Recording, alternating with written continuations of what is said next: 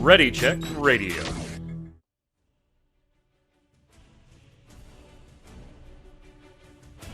Stand by as we get ready to serve up all your news this week in the world of gaming. Welcome to Gaming Gumbo.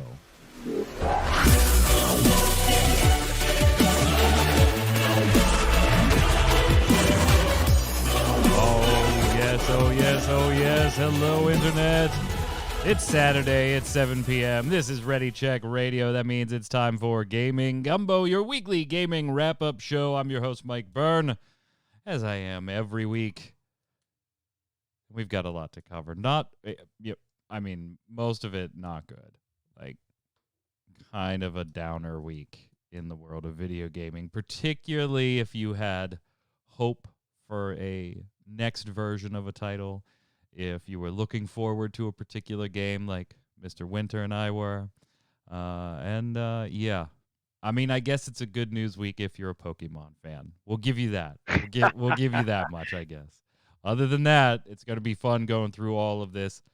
If you're watching this recording on YouTube or listening to it on Spotify, head on over to ReadyCheckRadio.com, RAIDEO.com. Make sure you follow all the socials that are there on the site. Check out our other two podcasts and the streamer schedule for our entire team behind the scenes that stream and volunteer, and couldn't do it without any of them. So give them a follow and then come on over for a live show, either Tuesday, Thursday, or Saturday at 7 p.m. Eastern, or hell, all three. Why don't you know what? Make it all three and bring a friend.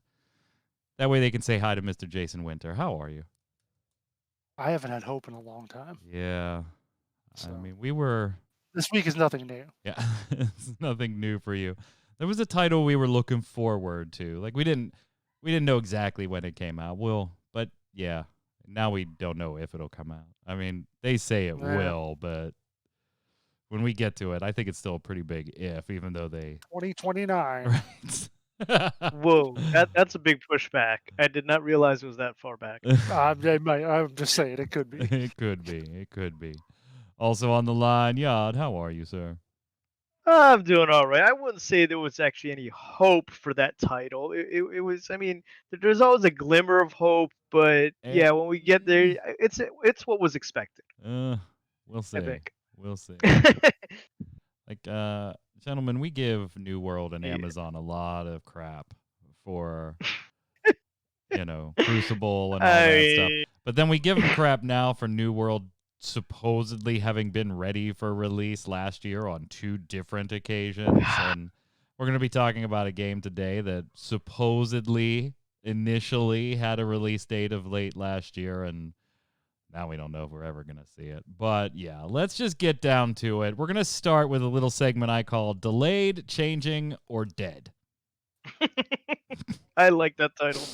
Little segment. Bundled all the news up into one segment here.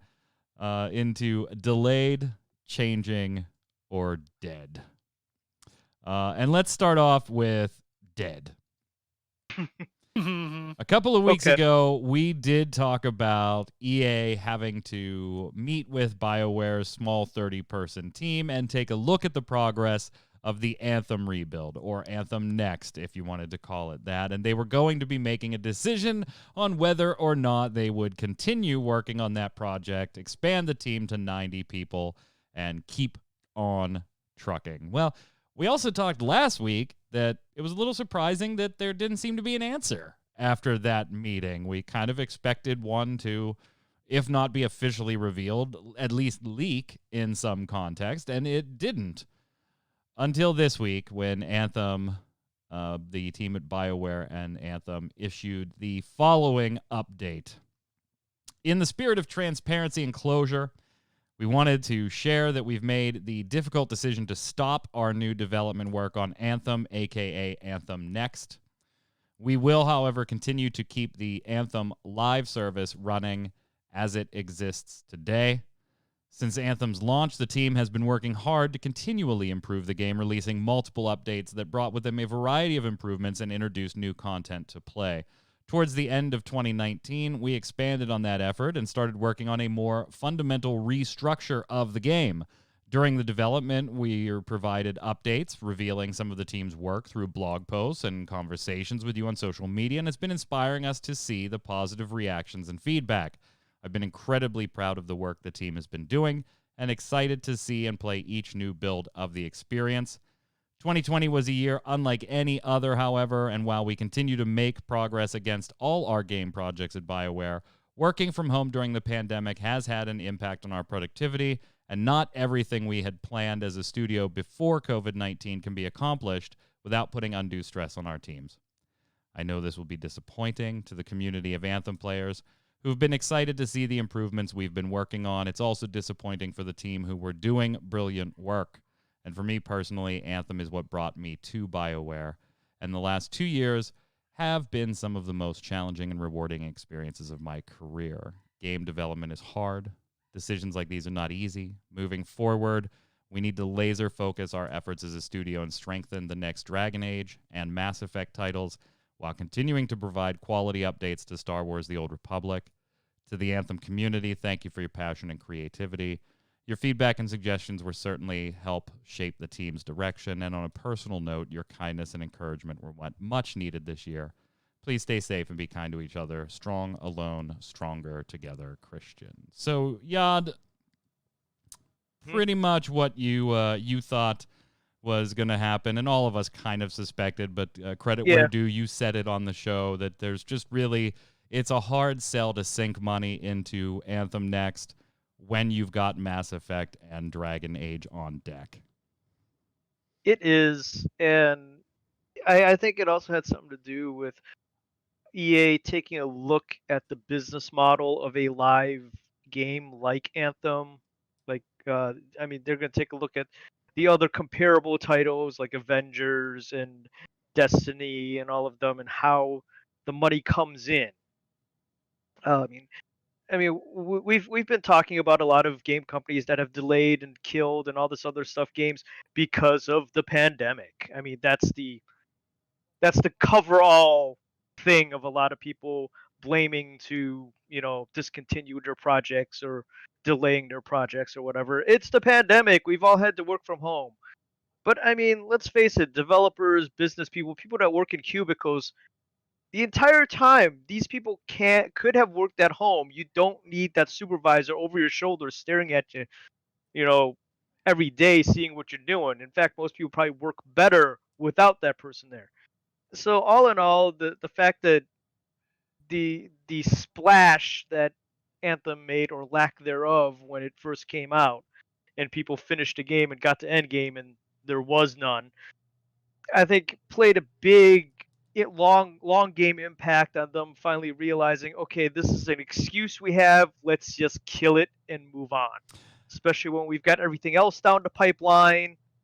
So, it's just not worth moving on, no matter how much they've gotten done so far in revamping it. On that topic, though, Jason, you and I have spoken at length on the free-to-play cast here on Gaming Gumbo, behind the scenes, about COVID-19 delays for various things. And I think I'm a little more lenient on this type, not just Anthem itself, but this type of project. Like, if you're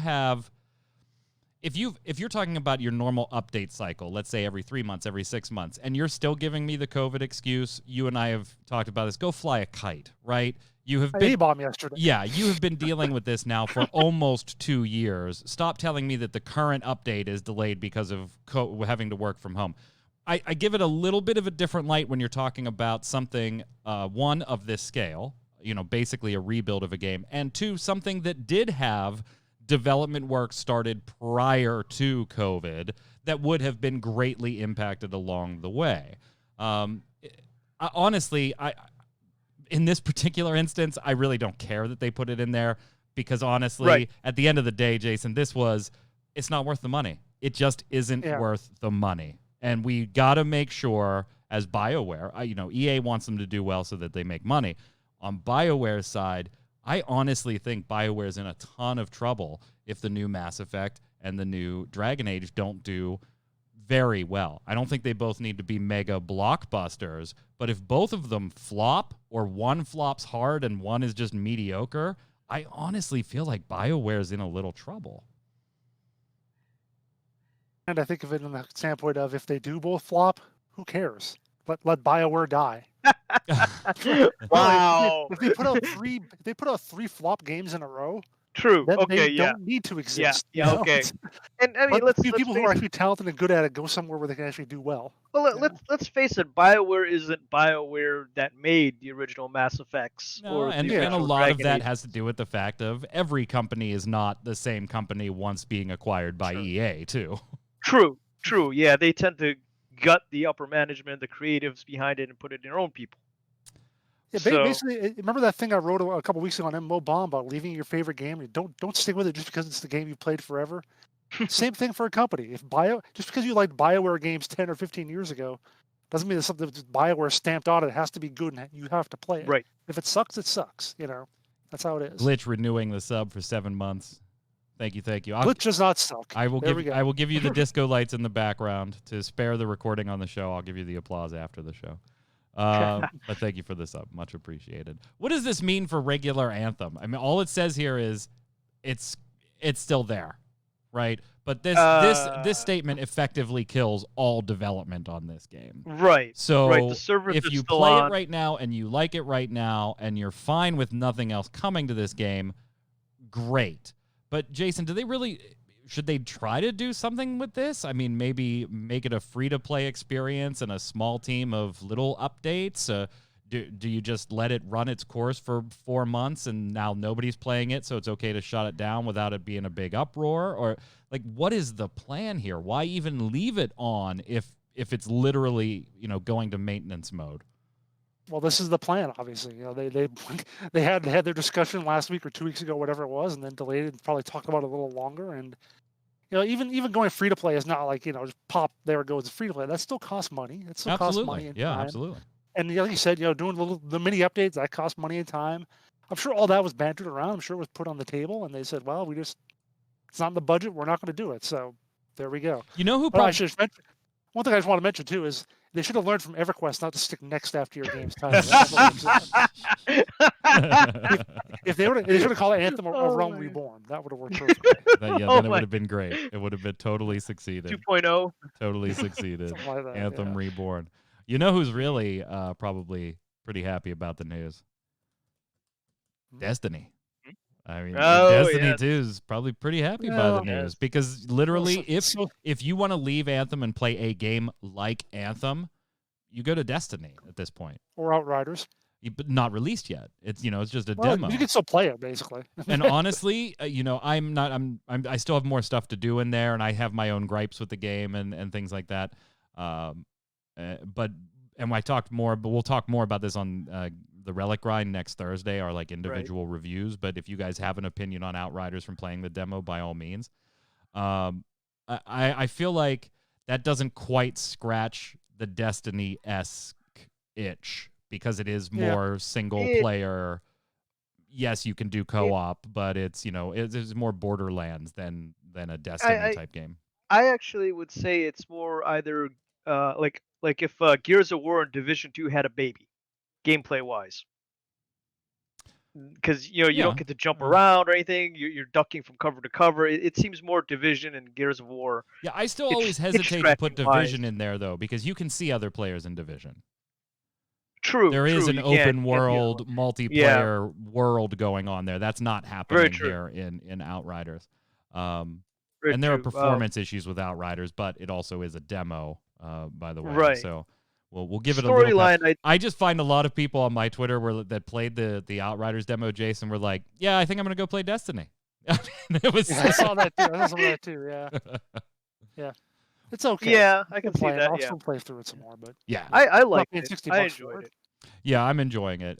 Jason, I think that's a fair opinion. I don't know if it is a $60 title right now. I don't know. Yeah, that's the thing is I'm kind of thinking, do I want to buy it right off the bat at 60 or wait till it goes down a little bit? Yeah, because there's don't really know. no rush. In the wake of the Anthem decision, though, possibly a better decision, at least one in my own personal view, was made here when it comes to BioWare. And that is Dragon Age 4. They're totally making that single player now. They're just like, you know what? Forget it. Yeah. Forget it. Remember, that entered development in 2015 and was kind of rebooted in development in 2017 to actually be a live service game. But the combination of Anthem's live service absolute failure and the success of Star Wars Jedi Fallen Order has kind of led EA to push BioWare to take that back to a more single-player RPG experience. So multiplayer removed from Dragon Age 4. I wonder what Mike Laidlaw has to say about this, because this switch is why he left BioWare, reportedly, back in 2017. I don't think he'll come back, but, I honestly think this is a net good for Dragon Age. I feel like Dragon Age is one of those titles that if you put it into live service category, you're kind of forcing it into live service category, and you end up with a similar effect like you had with Anthem. Right. And as we see with BioWare, I mean, I don't know about you guys, but me personally, I played, was it SWTOR that they had, the Star Wars multiplayer MMO game? Yeah, Old Republic. Yeah, I liked it. It was okay, but it wasn't as grandiose and epic as their single player Mass Effects and Dragon Ages. And I think that's where BioWare is like, that's their little corner, is single player epic storyline type thing. So if they move Dragon Age to a live service, it will become Anthem, like you said. If they, like they're doing now, moving it back to single player only, they have their niche, their wheelhouse, which is epic storylines with one concentrating on one player. So yeah, it's a good thing. Jason, it is the whole going back to, everybody says BioWare tells a great story. BioWare tells a great story. They could tell a great story. Well, now they have to. Well, yeah, I mean, you also have to make a great game too, which again is something you'll have to have in a multiplayer game as well. So it's because you look at something like Andromeda, which seems to have a decent story, but the gameplay is kind of lacking in that. So that was something that had its issues. So I don't know. I don't know what BioWare does well anymore. I'm kind of curious to figure that out. If anything, I hope that this does make it so that they will take the same approach with the next Mass Effect game. Yeah. So they don't have to shove single player or double multiplayer into that right, as well. Right. I don't know. It's going to be interesting to watch what they do. I mean, you can't. Fallen Order was Respawn, Ninja. It wasn't BioWare. Yeah, it wasn't BioWare. So don't give them credit for that one. You give EA credit for going with a single player Star Wars game after not having done it for so long. Mm-hmm. But Respawn made Jedi Fallen Order, which was a fantastic game. Let's continue with the bad news. The continuing of delayed, changing, or dead. Let's go to this one. Jason and I were... Maybe all three. Yeah, it could be all three in this one. Jason and I were kind of waiting for this one. Maybe I was a little more excited about it than him, but it was one he's interested in, and that is Masquerade Bloodlines, Vampire the Masquerade Bloodlines 2. Paradox Interactive has now delayed the game again. So it was originally slated to release late last year, was pushed into 2021, and now is pushed all the way clear into 2022.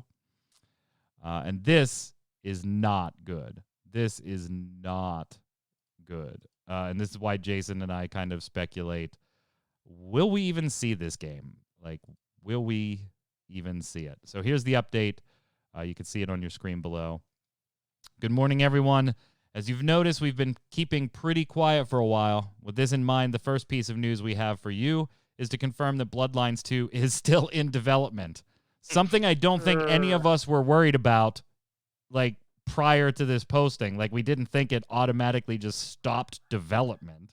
But, secondly, we have made the hard decision that Hardsuit Labs will no longer be leading the development of Bloodlines 2. That's taking the developer off the game, which also means that it will not be releasing in 2021 as previously planned. Since we cannot at this time communicate a new release date, we've also decided to stop accepting pre-orders for the time being. How generous. This game is very important to us, and it has been an ambitious project from the very start. In order to meet our goals for it, we've come to the conclusion that change is needed, and as a result, more development time is required. We'd like to take this opportunity to honor Hardsuit Labs for their efforts and thank them for their hard work on the project. The studio has done a tremendous job in laying the foundations for the game, and we hope that you, the community, will also appreciate their contributions to Bloodline 2. If true, they wouldn't be booted from the project.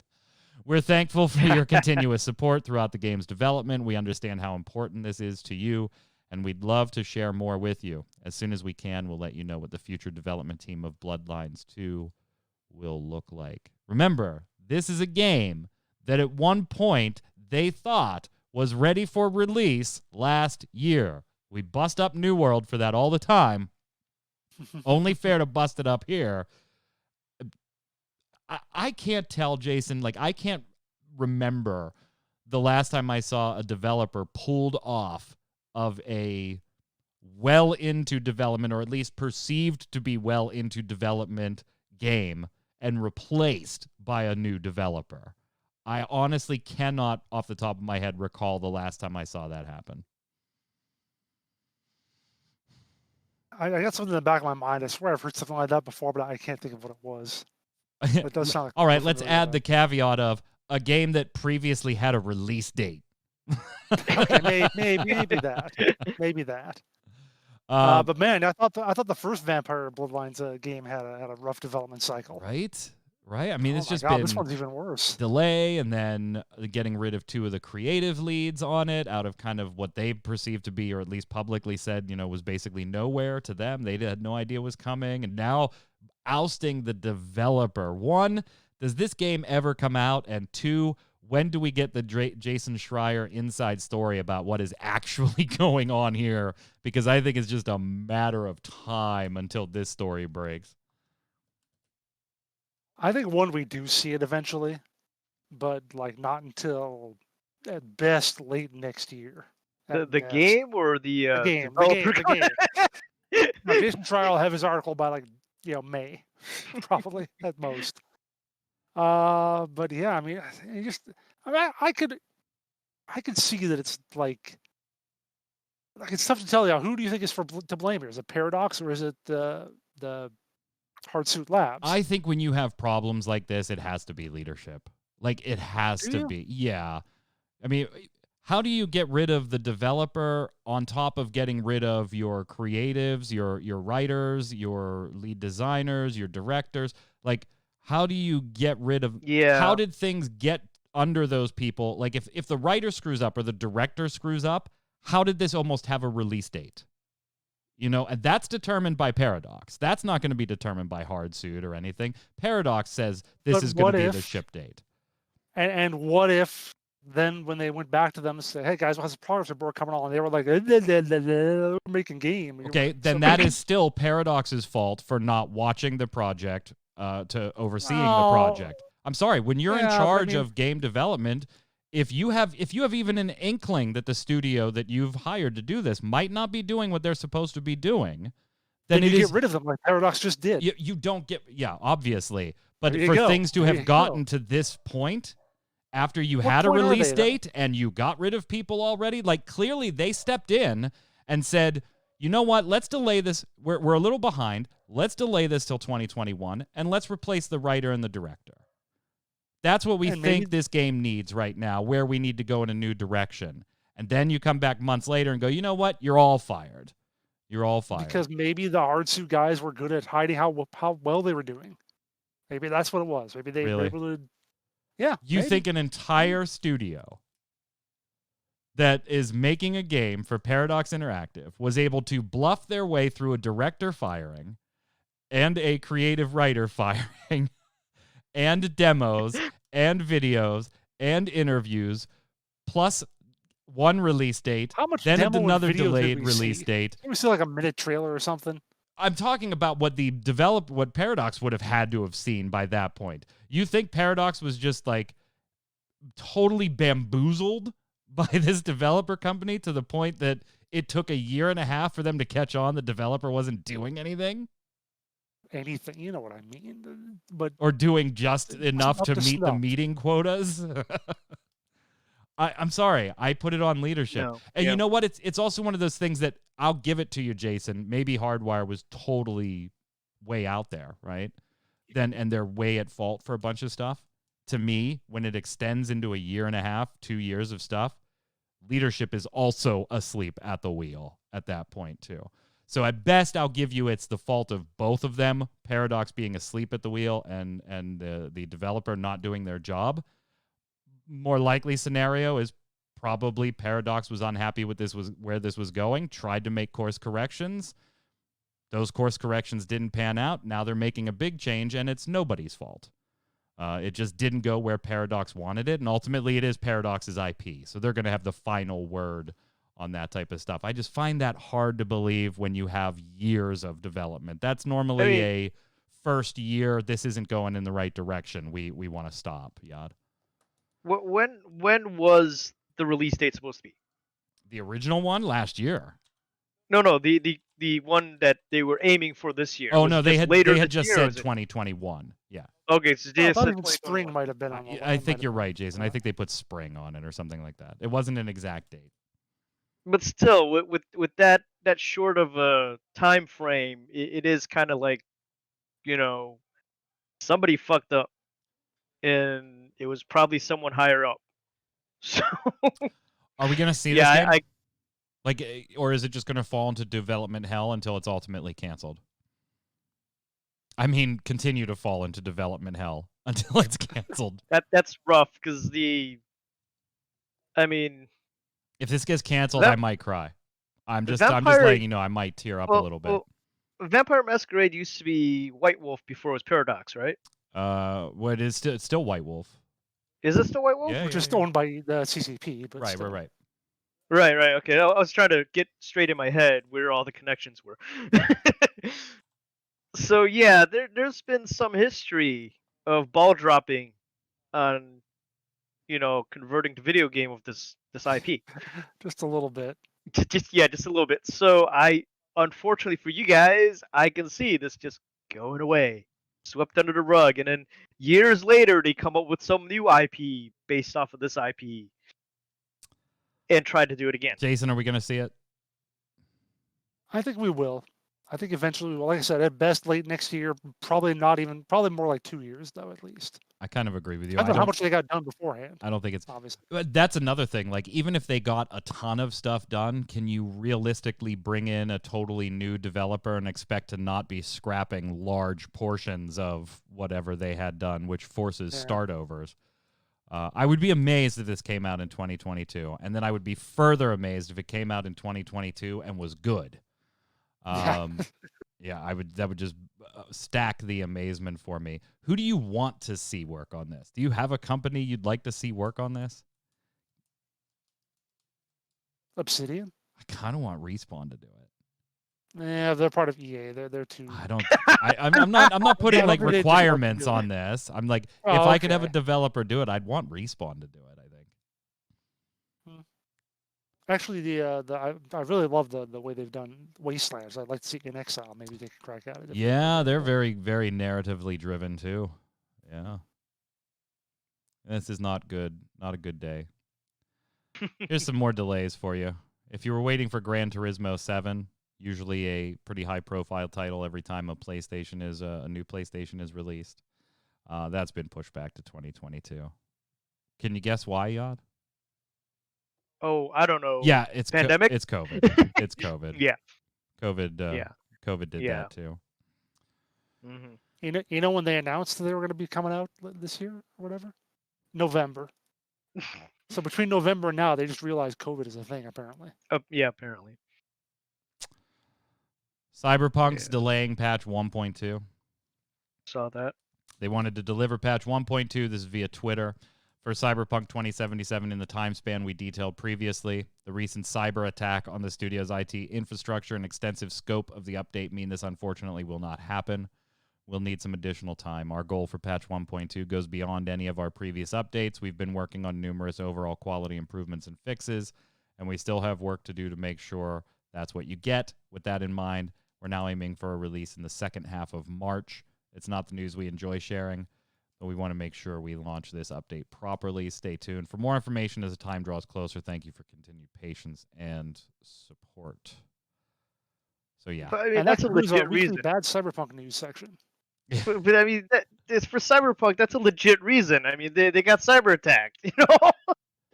Yeah, but you also got cyber attacked weeks ago. Why are we just finding out that this delay is going to happen now? I mean, it's who knows what they had to do to recover their data and get everything back up and running, and how long that Supposedly, they takes. haven't been able to let people at their computers or something. I read something about that. Right. Yeah, it's a mess. It's a mess. Yeah. So, like I said, legit reason. Yeah, There's but also self-inflicted. Like it. So, I mean, I'm not saying it's not shooting yourself in the foot when you release something like Cyberpunk, yeah, but I mean, with self-inflicted. dealing with police and it's an actual case of some kind, there's all kinds of red tape and getting everything restored and all that. So it's a legit reason. All right, here's one that's a little like more out there, but also canceled, right? Not anything like Bloodlines where it's going to come out tomorrow. Oh shit, wait, it's coming out next year. Gaia, which this is from EA, which we first saw kind of in 2015, but never really like officially was announced or got a title at that point. We got some like little bits of news. It was a brand new franchise. Didn't know a whole bunch of it. About it, but that is actually being canceled. This coming from the previously aforementioned Jason Schreier over at Bloomberg. Video game publisher EA has canceled a game that is in development at its Montreal office for nearly 6 years, according to people familiar with the matter.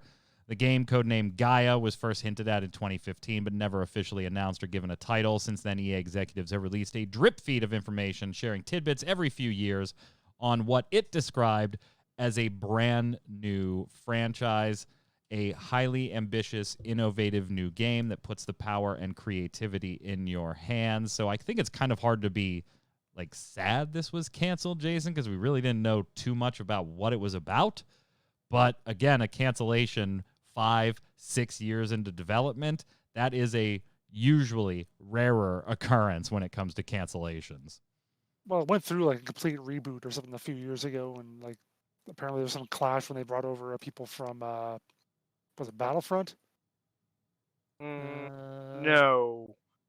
Yeah, but the beginning of 2018, the Gaia team absorbed the creative leads from Star Wars Battlefront 2 and faced cultural clashes as a result. For some reason, I This thought it tension was. culminated with the game's top directors departing for Ubisoft. For some reason, I thought it was from BioWare. Nope. Nope, that was nice, I guess. Okay. But yeah, I mean, My bad. Like you said, we caught a couple bits of it, and I watched that video that was in there, and it showed like 8 seconds of very poorly, not texturally done footage from the game. I'm like, okay, this is gone. I don't care. Yeah, I mean, this studio did absorb members of BioWare Montreal when that closed, but Jason was referring to the more clashing of studio heads when they absorbed people from Star Wars Battlefront 2, and then most of those people left for Ubisoft because, hey, that's in Montreal too. Let's go work for them. So Gaia's gone. What else is gone? Oh, GameStop CFO. Jim Bell's going to step down next month. The video game retailer said on Thursday, this according to CNBC. Said on Tuesday. As it focuses on shifting into technology-driven sales in the wake of headline-grabbing big betting on its stock. Now, it is a resignation. They say it's not due to any disagreement or anything with the company's operations. However, a source did tell CNBC that while Bell's exit was unrelated to the recent wild swings in GameStop stock spurred by retail traders on Reddit social media, his departure was initiated by the company. So a resign or get fired type situation, Yad. Right. Right. But did he cash out his stock before he left? Oh, you bet he's going to. You bet he's going to. Yeah, but I don't know. I think as far as GameStop, I think they probably want a different type of CFO since they are shifting focus on how they're handling their business, and he seems to be, from what I read, a CFO that was based off of a lot of brick and mortar shops. Very old school physical location CFO. That's how he's gonna think and stuff like that, and strategize with his people. So they want someone that is a little more digital savvy, which is understandable. Considering where their shift in focus is. Yeah, I mean, it's not understandable. It's required. Okay, it's required. Jeez. It is I was trying to be a little more diplomatic. It is a must. No, we're not diplomatic on this show. Screw that. All right, how about some good news? That we've gotten all the way through our changed, deleted, canceled segment. I mean, it was rough. But if you're a Magic the Gathering fan, the physical-based card game here, kind of a unique little thing. They're getting a crossover, 2 of them. One with Lord of the Rings and one with Warhammer 40K. Now, here's the question. Like, that sounds cool on the surface, Jason. If you are a Magic the Gathering fan and then a geek for Lord of the Rings or for Warhammer, that sounds cool. Great. Crossover. But this is a crossover for games that have card games on the market right now. Whether they be living card games in the case of like Lord of the Rings, right? The TCG or CCG is long dead, but the living card games still carry. And Warhammer has a number of different IPs you could go to, whether it be the CCG Age of Sigmar or anything like that. So I think it's a little weird in that respect. Like, I understand why Warhammer and Lord of the Rings might want to do it, but if you're Magic the Gathering, why do you give other card games any kind of, hey, by the way, they have some stuff too? I'm very interested to see the cards and what they do. That's going to be cool for me, but I think it's a weird little crossover that I wouldn't have guessed if I had to put Wizards of the Coast together with somebody for a Magic crossover. I forgot about that Lord of the Rings living card game.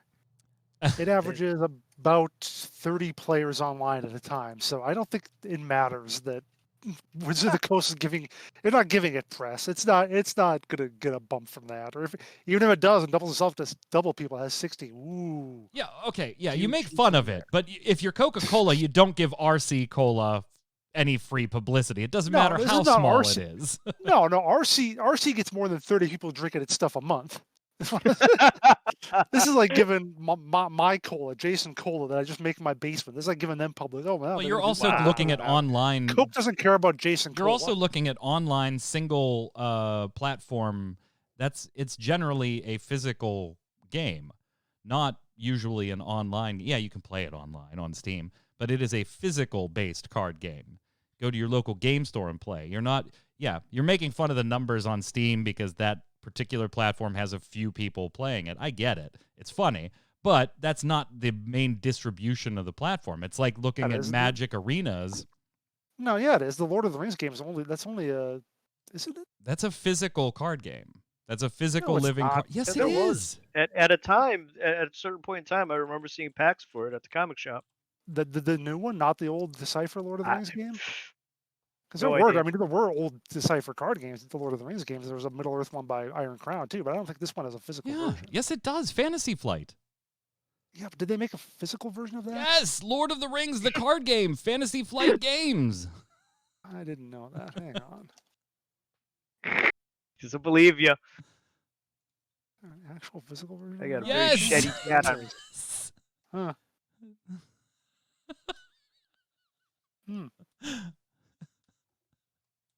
Whatever. Nobody probably plays it. Wow. Wow. What happened to you today? Did somebody take your lunch money this afternoon? You crabby guy right now. Still, they don't care. Somebody beat. Okay, they really don't. Magic is still several orders of magnitude higher. No, I totally get that. 100% agree. And I think it's awfully neat. As a Magic fan, as a Lord of the Rings fan, as a Warhammer fan, I definitely want to see what comes out of this. I'm all for this mashup. It's just not a mashup I ever would have predicted for Wizards of the Coast to engage in. That's all. So let me tell you a little story. Let me tell you the old Decipher Days story.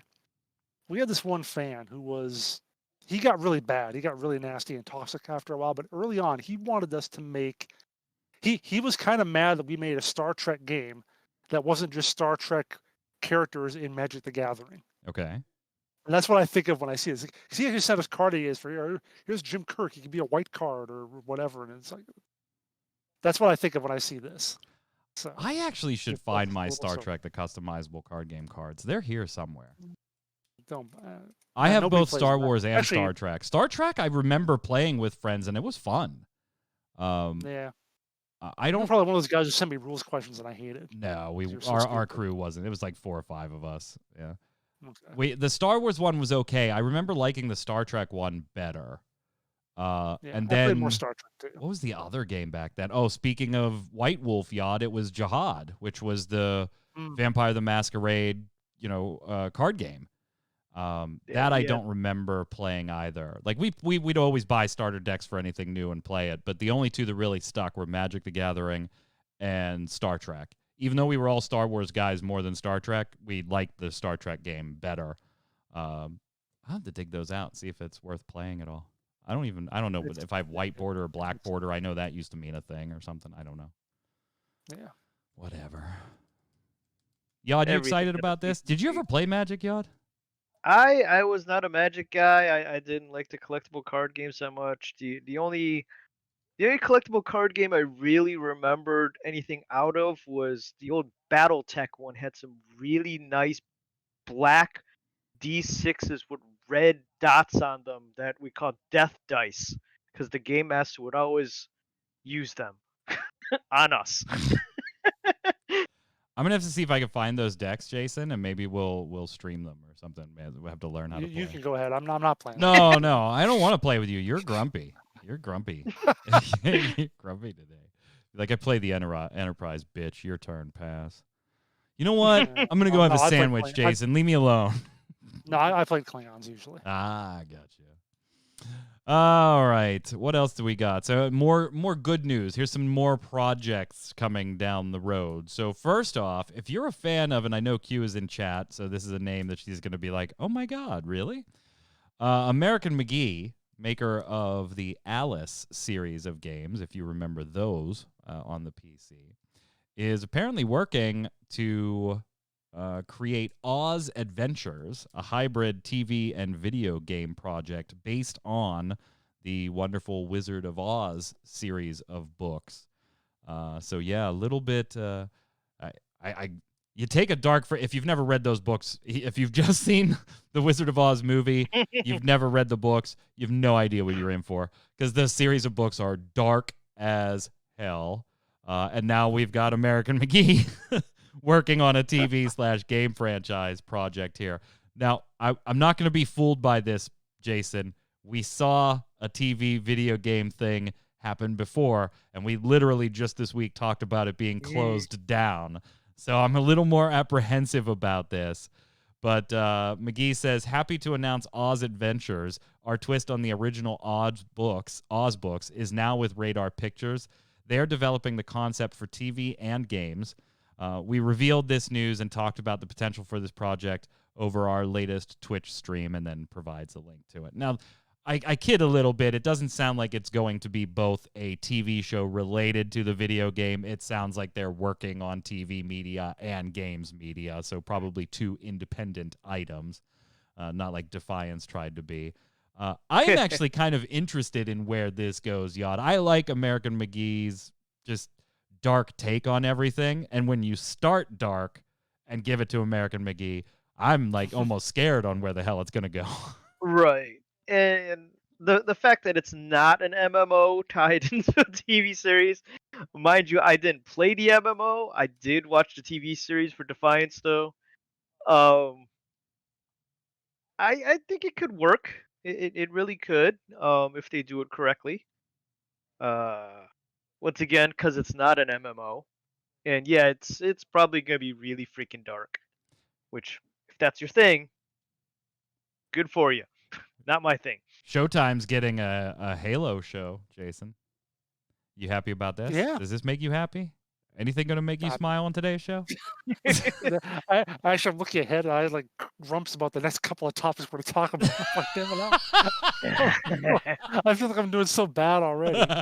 But I mean, I think a Halo show could be cool. I'm not into Halo; it's never been my thing. But I think they could do something decent with it. Do either one of you want to see a Mass Effect show?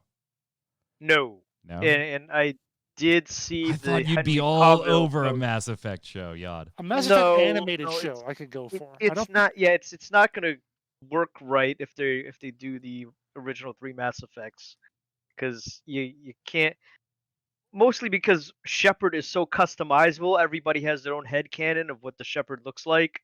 Yeah. So it's gonna be rough on if they choose one person to play it, which apparently, according to some of the hints thrown around in the rumor mill, it's Henry Cavill.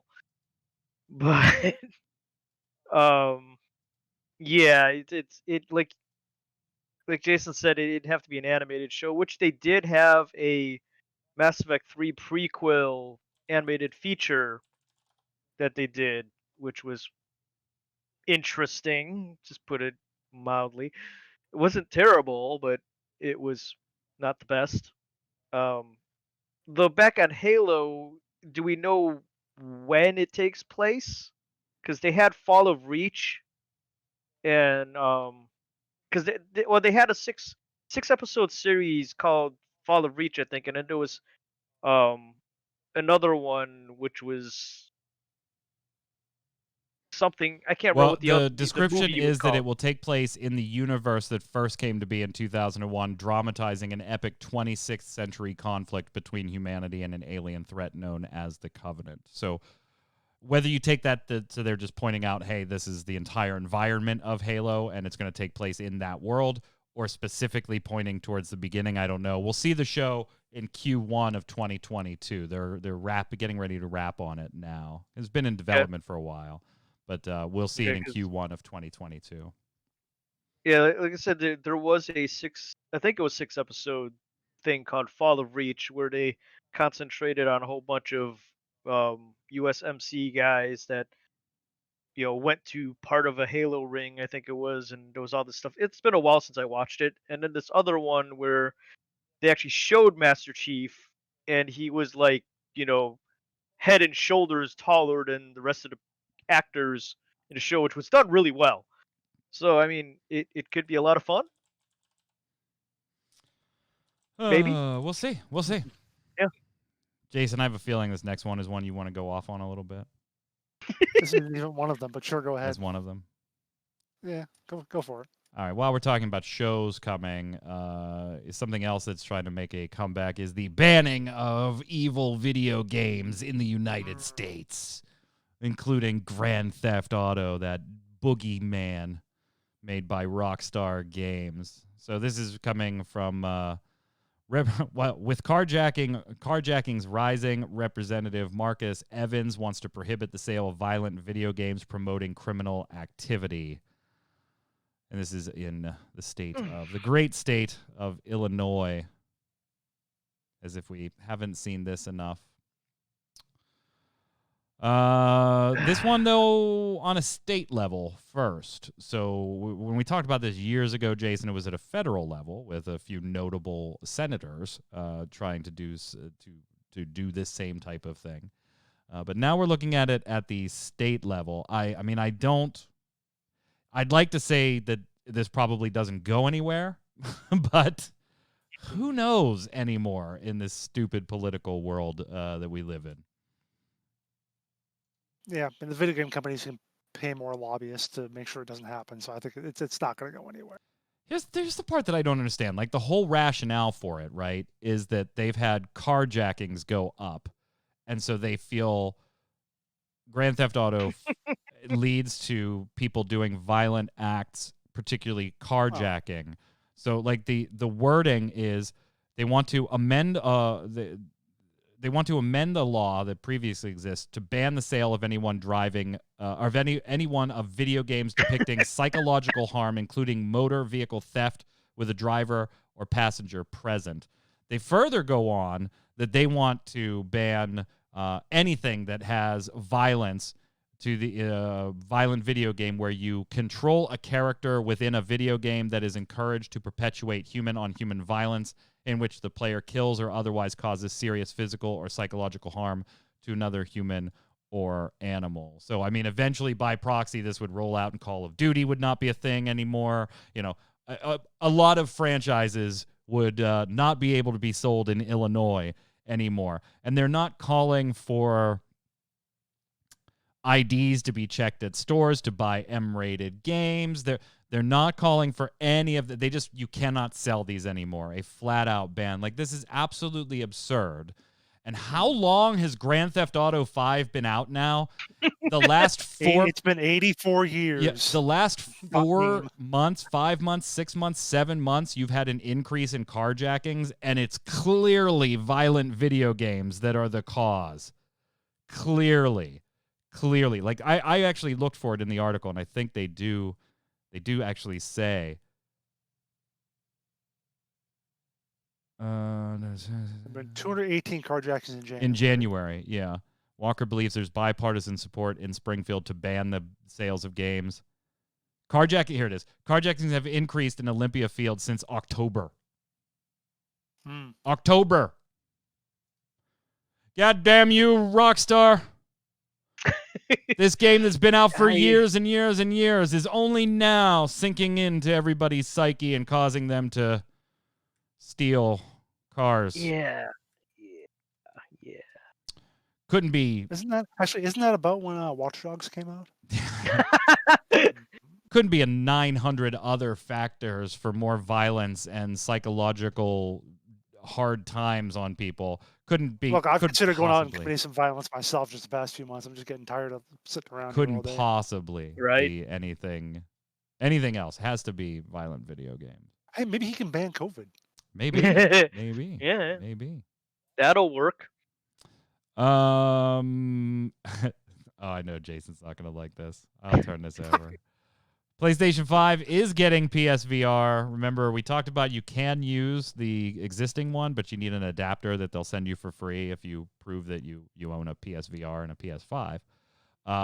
But we speculated that they would probably be making one for the PS5. They are, but that's basically all we know, Yad, is that they are making it. Right. That's One little amendment. You don't have to prove you have a PS5 because my sister-in-law got her adapter and she does not have a PS5 right now. Oh, really? I had to send to get it. I had to send a picture of the serial number for both my PSVR and my PS5. Nope. On the ticket she that just I had filled to send in a PSVR serial number. That's and she got lame. her. I had to take one extra picture. I want my 8 seconds back. I want my 8 seconds back. But yeah, I mean, we all figured they were going to do it, and it's another thing for them to sell. So They're saying compared to the original PSR for PlayStation 4, the next-gen VR system will enhance resolution, field of view, tracking, and input. The headset will connect to the PS5 with a single cord. Thank God. The system will also feature a new VR controller, which will incorporate some features from PS5's DualSense wireless controller and will focus on ergonomics. Please make them similar to the Oculus Quest. That is an ingenious controller. I'm absolutely loving that. It's not going to launch this year, though. There's a lot of development underway. So at best, this is a 2022 thing. I'll turn it over to you, Jason. I actually looked up some numbers. So I actually took notes and everything. Oh, my God. God. I wanted to see. I was like, okay, so PS4 VR thing. How much did that sell? 5 million of them sold.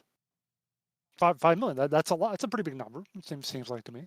And I think that's a decent number for a VR system. Yeah, sure, I'll give it decent. How many PS4s sold? Oh no, I don't think you can do that comparison. But no. Why not? Don't you need a PS4 to get the thing? Yeah, you do, but you're talking about your base of people that are going to be interested in VR compared to the base of people that would be interested in the PlayStation 4. I don't think that's. You mean there just aren't that many people interested in VR? Huh. Not nearly as many compared to the people that would just be interested in a PS4. Yeah. Hell, that's like how many people own a computer versus how many people own the Oculus or the Valve. Exactly. The HTC Vive. Well, you would never make that comparison. It doesn't make sense to make that comparison. Well, it's also how many upgraded PS4s, how many PS4 Pros, how many PS4s were bought because previous PS4s burnt out. So the number of PS4s that are sold is going to be much higher, obviously. What is the conversion rate, Jason? I have a feeling that's where you were going there.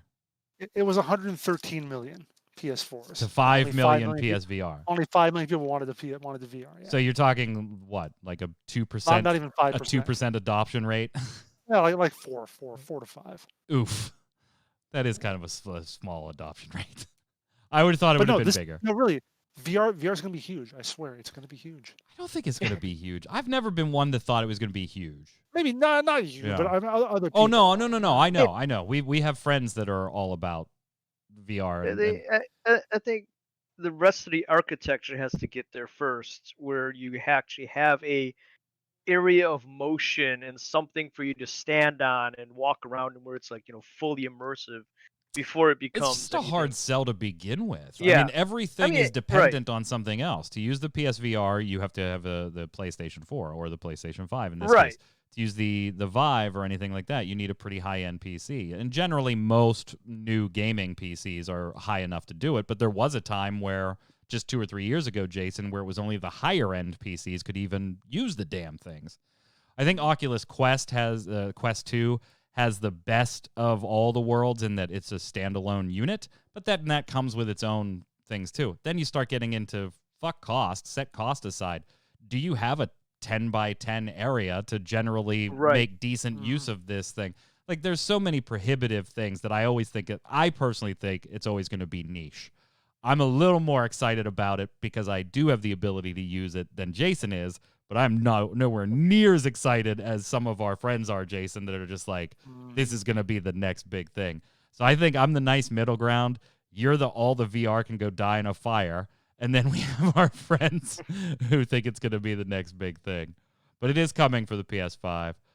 We did mention State of Play. I don't want to go through the whole thing, but was there anything? If you want our thoughts on Final Fantasy VII Remake Intergrade and the mobile titles and stuff, please go watch the Relic Grind. We started Thursday's show with this stuff.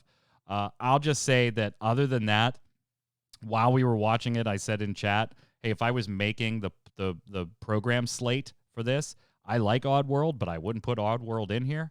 When the show was over, I was like, well, I know why they put Oddworld in there. I mean, they really didn't have anything else that they were going to be revealing. I thought the show was totally superfluous, did not need to happen, and was quite honestly a waste of time. Yeah.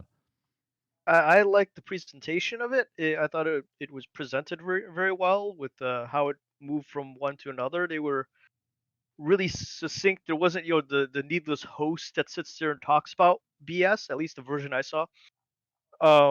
And I didn't know that there was a game coming out that was Sifu, where there's the karate guy and you start out, you're really young and you're a student, and every time you die you grow older and have more moves.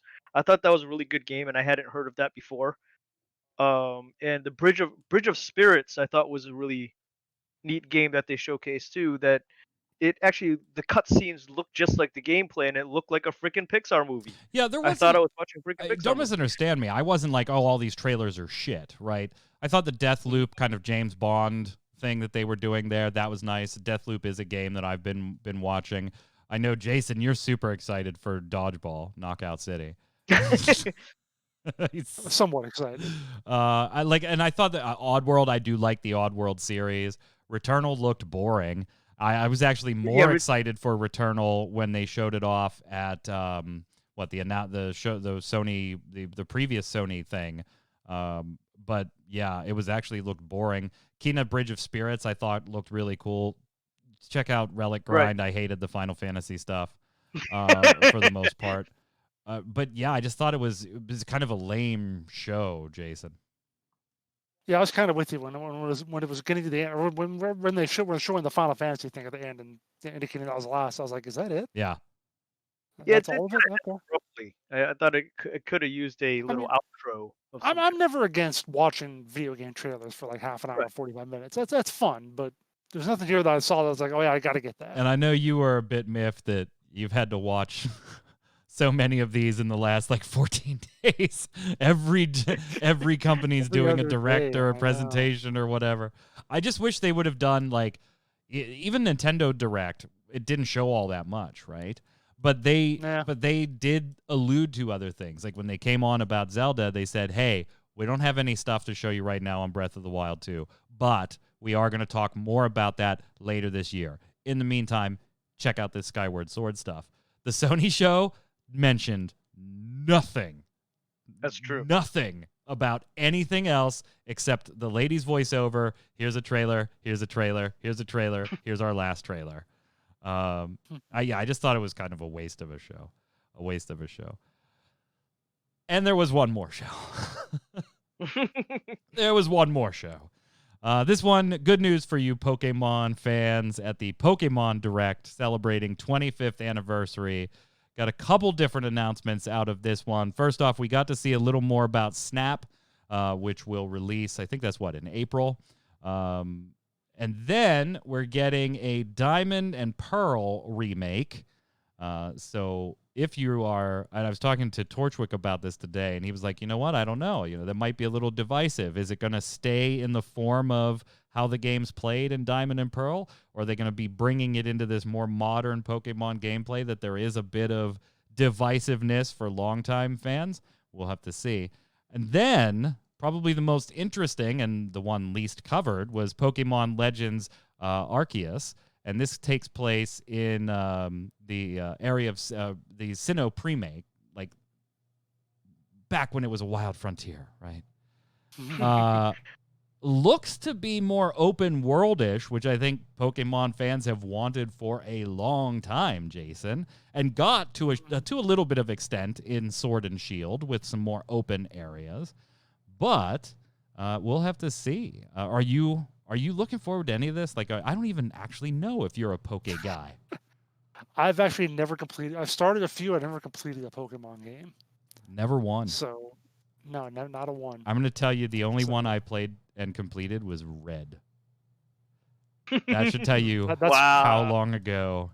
I don't remember if it was blue or red. I bought my Game Boy Color and Red at the same time. Wow. Yod, are you a Poke guy? I am not really a Pokemon person, but the wife is, and we've met a few of the voice actors through the years. What did she think of these announcements then? I think she's interested in the remake and the what is it, Arcturus or whatever you call it? Arceus, the one where you Arceus. Yeah, she's interested in that one. Snap, not so much right now because Oh, that was a great game. I actually played that on the N64, the old Pokemon Snap on the N64. I remember playing that game. So I'm not gonna buy this, but I am kind of like just geeking out a little bit of a smile. Jason, is there anything you want to get anything off your chest before we slide over the games of the week and end this? Like, I'm gonna have a nice thing to talk about in games of the week. Are you really? Like, I'm a little worried about you. You're grumpy today. I'm happy about something. I'm hyped for something. Would you like a peanut butter and jelly sandwich? No. Do you need a Snickers? You need a Snickers. Are you hangry? I'm gonna have some of my lemon bread that I made myself. Ooh, lemon bread sounds good, dude. That looked really good. That sounds good. I did not know you were a baker. That looked really good. Yeah.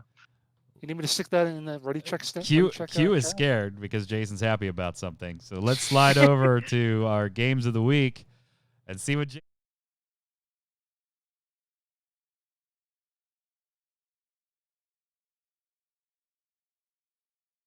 All right, is it legal for you to do what? A game that I haven't played yet, but I want to play? Oh, of course. Yeah. There's very few rules here. There's very few. Okay, good, because I'm also going to kind of venture from it because it's not actually a video game, but it's video game related. Yeah, that's totally fine too. That's totally fine too. This week they announced the Stardew Valley board game. Ooh. And it looks really cool, and I really want to play it. It's a cooperative thing up to 4 players, and it looks like it really very carefully mimics the game and all the different things you can do. Going around, farming and foraging and going in the mine and making friends with people, and you have to like restore the community center so Jojo doesn't take over the town. It's a cooperative game, so it looks like it's a lot of fun. Unfortunately, it's sold out in like probably a few hours, so we're not going to get a first edition, but hopefully at some point we'll get a chance to play it. But that does sound neat. Shit, I might vote for you this week. Hey, all right. Remember, if you're watching this show, head on over to YouTube or ReadyCheckRadio.com. And in the comments, you need to let us know your game of the week and who had the best recommendation out of the 3 of us. Yad, go ahead, my friend. I gotta go with Outriders demo because that's the only thing I played this week. That's what I was gonna take. I mean, I'll let you guys fight. Yeah, it was a lot of fun. It's Outriders. What? We never said we couldn't do the same game, both 2 people. I'm like, look at my shelves here.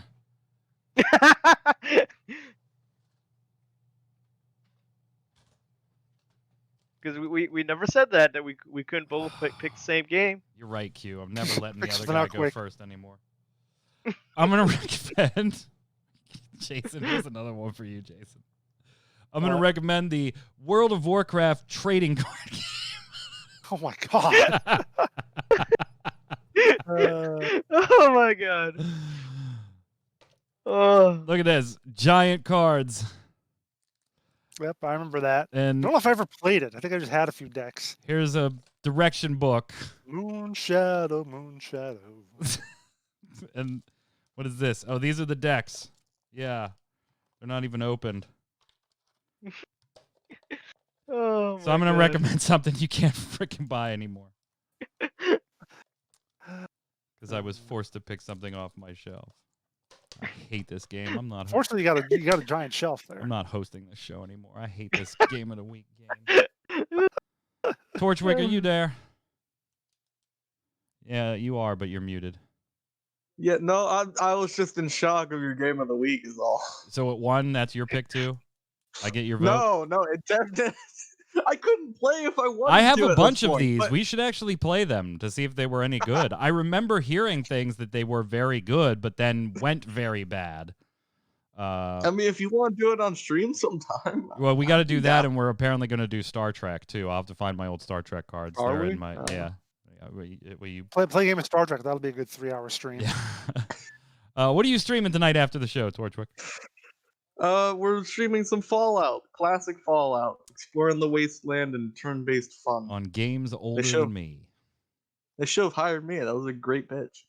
That was a great pitch. Chat, remember, hang tight after the show. We'll go dark for 20 seconds while we relabel the stream and everything. Torchwick will come up. He'll be streaming some Fallout on games older than me. We'll be back next Saturday. Hopefully, Jason will be in a better mood after he's eaten some of his lemon bread. But until then, Yod, where can everybody find you? Yada works on Twitter, Yada works on Facebook, and right here on Gaming Gumbo. Yeah, Discord totally pixelated you in like the back half of the Oh. show again. Yeah. What I about noticed you, that, Mr. yeah. Winter? On Twitter at Winter Informal, streaming at twitch.tv/Jason. I'm Mike Byrne. You can follow me personally right there, Magic Man 1, but more importantly, follow at RC Radio, RAIDEO, and come join us live. Until next time, stay safe, and we'll see you on the server.